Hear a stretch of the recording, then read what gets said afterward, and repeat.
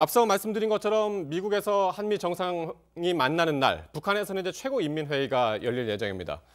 지난달 10일이었었죠. 그때 이제 대의원들이 쭉 선출이 됐었는데 그 위원들은 이제 처음 만나는 날이잖아요. 네, 그렇죠. 예. 최고인민회의 하면 사실 우리 국민들이 많이 들어는 보셨지만 구체적으로 무엇을 하는 회의인가 이런 부분에 대해서는 잘 모르실 텐데요. 예. 정책, 예산, 인사 등 주요 일정과 주요 결정을 최고인민회의에서 한다고 합니다. 특히 3월 10일 날 687명의 대의원을 선출해서 이번에 최고인민회의를 하면서 몇 가지 관전 포인트가 있는데요. 그러니까 우리 국회하고 비슷한 것 같으면서도 예, 굉장히 중요한 결정들이 많이 이루어지는 생각하시면 될 것 같아요. 예.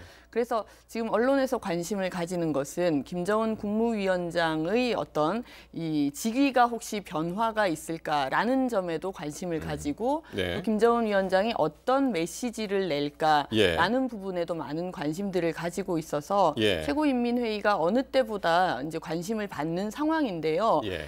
왜 그럼 4월 11일 날 한미 회담이 열리는가를 사실 최고인민회의와 연결해서 생각할 수밖에 없는 것 네. 같아요. 예. 실제로 북한이 새로운 길을 모색할 수 있다라는 메시지를 계속해서 내어왔는데 예. 예를 들어서 최고인민회의가 그냥 북한 단독 결정으로 이루어진다면 어떤 새로운 길이라는 것이 기존의 북미 협상과 다른 어떤 대안을 찾는 자리가 되지 않을까라는 것에 대한 한국과 미국 공통의 걱정이 있었거든요. 그런 측면에서 최고인민회의가 열리는 데 즈음해서 우리 대통령께서 미국으로 가셔서 지금 이제 한미 정상회담을 하게 되는 것이다. 이렇게 관측하시는 분들이 많이 계시고 그렇기 때문에 서로가 과연 어떤 메시지가 나올까 그렇게 예의주시하는 상황이라고 할 수 있을 것 같습니다. 그렇습니다. 미국도 바로 이 지금 북한의 최고인민회의를 아주 주시를 하고 있는데 폼페이오 국무장관이 이 최고인민회의에서 나올 김정은 위원장의 메시지에 대해서 이런 전망을 내놓기도 했습니다. 들어보시겠습니다. Will there be a third summit with North Korea? I'm confident there will be. When? I don't know. Soon? I hope so. Between the U.S. and the North? Yes, we've had conversations after Hanoi about how to move forward.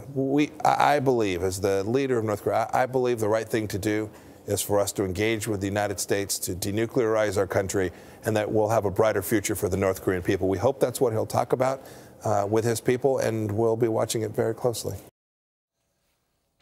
예, 두 사람이 이제 꼭 만담을 하듯이 이제 짧게 이제 주고받았는데 어쨌든 폼페이오 장관은 김정은 위원장이 최고인민회의에서 비핵화를 선언하면 좋겠다라는 기대감을 드러냈습니다. 네, 그러니까 미국의 바람인 거죠. 그렇게 비핵화를 선언함과 동시에 제3차 북미 정상회담의 길이 열릴 수 있다라고 하는 가능성들이 얘기하게 된 것이고요. 예. 하지만 하노이 정상회담이 노딜로 귀결되게 된 것은 당시에 김정은 위원장이 문서를 전달했고 미국이 원하고 있는 비핵화의 정의가 굉장히 광범위할 뿐더러 북한이 현재 상황으로서는 받기가 어렵다라는 게 만천하에 드러난 상황에서 더 이상의 접점과 조치가 없는 지금 이 시점에 북한이 최고인민회의에서 핵을 포기하겠다고 선언하는 건 사실은 불가능에 가깝다라고 볼 수 있을 것 같고요. 네. 그렇다면 과연 북한이 말씀하셨던 것처럼 그동안 얘기했던 새로운 길에 대한 가능성 그리고 새로운 길로 간다고 해서 동창리에서 다시 한번 미사일을 발사하면서 최악의 국면으로 가게 되는 건 북한도 선택지가 아닐 수 있기 때문에 네. 그 중간에서 추가적인 협상을 모색하기 위한 또 다른 가능성들 과연 어떤 방식으로 표현하게 될지 이것을 우리가 좀 주목해서 봐야 될 것 같습니다. 그러니까 최고인민회의가 정상회담보다 먼저 열린다는 거 아주 그 시차를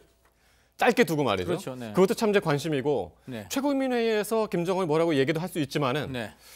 한미 정상회담을 조금 결과를 기다릴 수도 있고 말이죠. 사실 그 결과를 기다릴 겁니다. 왜냐하면은 지금 뭐 양쪽이 너무 벌어져 있는데 사실 워싱턴이나 평양이나 서울을 쳐다볼 가능성이 상당히 있어요. 문재인 대통령 어깨가 좀 무겁다고 봅니다. 다만 문재인 대통령 입장에서는 그동안 사실 우리 한국 정부는 하노이 결렬 이후에도 계속 개성 금강산 얘기했지만 미국이 워낙 요지부동이었거든요.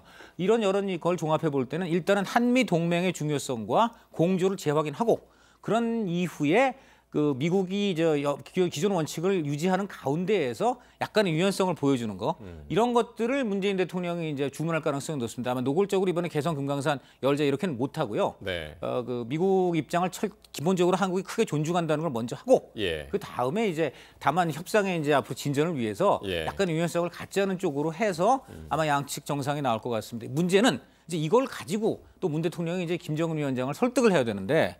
김 위원장이 이것을 받을까? 저는 이게 또 하나의 걱정입니다. 예. 자, 저는 그런 네. 생각이 드는 게 왜 그러면 남북 대화에 앞서서 한미 정상회담이 먼저 열릴까라는 부분을 이제 해석을 해야 될 텐데요. 저는 그렇게 봅니다. 워낙 지난번 하노이 회담에서 미국이 강경한 입장을 내놓지 않았습니까? 그러면 지금 돌아보면 시간이 벌써 이 한 달여가 지났는데요. 미국이 그때는 협상을 타결시킬 의지가 없었던 것으로 보이고 그렇기 때문에 볼턴을 중심으로 한 강경파의 주장을 상당히 담은 그런 문서를 전달했다는 거 아니겠습니까? 예. 지금으로 보면 트럼프 대통령의 경우에는 탄핵에 대한 우려가 해소된 상황에서 네. 국내에서 입지가 좀 넓어졌기 때문에 트럼프 그 대통령이 먼저 좀 유연한 입장을 보임으로써 북한을 설득할 수 있는 이런 경로를 밟아간다고 볼 수밖에 없을 것 같거든요. 네. 그런 측면에서 이번 한미 정상회담에서의 결론에 대해서 북한은 물론이고 뭐 우리 그 대한민국의 국민들도 정말 첨예하게 이렇게 예. 바라보고 있는 상황이라고 설명할 수 있을 것 같습니다. 예.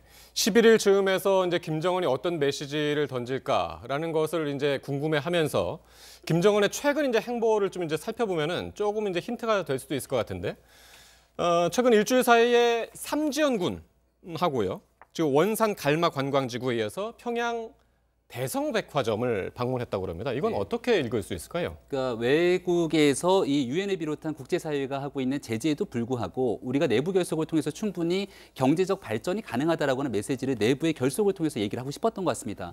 그러니까 트럼프 대통령을 비롯한 미국 입장에서는 그동안 북한에 대해서 유엔의 촘촘한 대북 제재가 북한의 경제를 옥죄고 있고 그 네. 결과 김정은 위원장이 이 비핵화에 대한 협상의 장소로 나오게 됐기 때문에 예. 조금만 더 이 대북 제재의 고삐를 쥐게 됐을 경우는 네. 북한이 마지막에 손을 들고 나오게 될 것이다라고 하는 기대감을 갖고 있거든요. 그러니까 그만큼 제재의 지렛대 역할을 강조하고 있는 건데 북한의 김정은 위원장 입장에서는 그런 것과 무관하게 우리의 경제 건설이 가능하다라고 대외적으로 메시지를 표출하고 싶었을 가능성이 있고요. 네. 하지만 이러한 행보에도 불구하고 실제 평양 경제를 비롯해서 이러한 공사도 진지하게 끝났어야 되는 일정들이 계속해서 미뤄지고 있는 상황은 대북 제재가 그만큼 효과적이다라고 볼 수가 있기 때문에 네. 여러 가지 고심이 깊을 것으로 보입니다.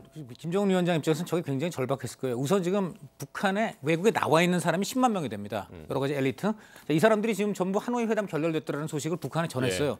더 이상 숨길 수가 없습니다. 그래서 수령의 무오류성이 이번에 최초로 어떻게 보면 깨진 그런 상황이에요. 그런 면에서 김정은 위원장으로서는 혈통의 중요성을 강조하기 위해서 예. 백두산 3지연을 찾았을 가능성이 크고요. 그렇게 해서 좀 민심을 안정시킨 다음에 한국과 미국의 신호를 보내는 것이 바로 원산 갈마 관광지구라고 봅니다. 그것이 네. 바로 그 개성 금강산을 열고 바로 또 갈마로 이어지는 김정은 위원장 판 이제 이른바 개방 프로젝트인데 거기를 돌아다님으로써 한국하고 미국에 이제 신호를 보내는 거죠. 그렇군요. 빨리 제재해달라는. 네, 아까 그렇습니다. 배 전 의원이 이번 최고인민회의에서 이제 김정은 위원장의 지위에도 변화가 있을 수 있다라고 그랬는데 네, 그건 네, 어떤 네. 얘기입니까? 네, 그동안 보면요. 2010년 9월에 김정은 위원장이 당시에 조선노동당 중앙군사위원회 부위원장이었습니다. 예.